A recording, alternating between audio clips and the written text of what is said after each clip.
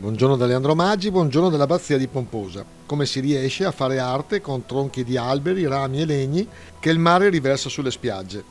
A Pomposa c'è una mostra estemporanea di un grande artista, Enrico Menegatti, che riesce a darci tante emozioni rianimando i legni che il mare ha rilasciato nella battigia. Complimenti!